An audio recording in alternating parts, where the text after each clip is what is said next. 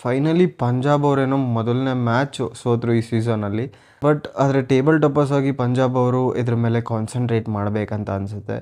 ಈಗ Punjab ಆಡಿರೋದು overall 8 matches. 8 ಮ್ಯಾಚಸ್ಸಲ್ಲಿ 5 ಸಲ 200+ ಓಡಿಸ್ಕೊಂಡಿರೋದು Punjab bowlers. And ಒಂದು ಸಲ 190+ ಹೊಡ್ಸ್ಕೊಂಡಿರೋದು. ಇನ್ನು ಒಂದು ಮ್ಯಾಚ್ KKR ಮೇಲೆ ಮಳೆ ಬಂತು, ದಟ್ಸ್ ಓಕೆ. ಆ್ಯಂಡ್ ಇನ್ನೊಂದು 160+ ಏನೋ ಹೊಡ್ಸ್ಕೊಂಡಿರೋದು. ಇದನ್ನು ಪಂಜಾಬ್ ಕಿಂಗ್ಸ್ ಟೀಮ್ ಅವರು ಫೋಕಸ್ ಮಾಡಬೇಕು ಅಂತ ಅನ್ಕೊತೀನಿ. ಈವನ್ RCB ಕೂಡ 5 ಸಲ ಹೊಡ್ಸ್ಕೊಂಡಿರೋದು 200+ ಈ ಸೀಸನಲ್ಲಿ. ಚೇಸ್ ಮಾಡ್ಬೇಕಾರಾಗಲಿ, ಅವ್ರು ಫಸ್ಟ್ ಬ್ಯಾಟಿಂಗ್ ಆಡ್ಬೇಕಾರಾಗಲಿ. ಸಮ್ ಮ್ಯಾಚಸ್ RCB ಬೌಲರ್ಸ್ ಸಖತ್ತಾಗಿ ಎಫೆಕ್ಟಿವ್ ಆಗಿ ಬೌಲಿಂಗ್ ಹಾಕಿರೋದು. ಇಷ್ಟು ಮ್ಯಾಚ್ ಪಂಜಾಬ್ ಕಿಂಗ್ಸ್ ಆಡಿದ್ರು ಕೂಡ ಅದರಲ್ಲಿ ಎಲ್ಲೂ ಅವ್ರ ಬೌಲರ್ಸ್ದು ಎಫೆಕ್ಟಿವ್ನೆಸ್ ಗೊತ್ತಾಗಿಲ್ಲ. ಇದ್ರ ಮೇಲೆ ಅವರು ಕಾನ್ಸಂಟ್ರೇಟ್ ಮಾಡಬೇಕು ಅಂತ ಅನಿಸುತ್ತೆ.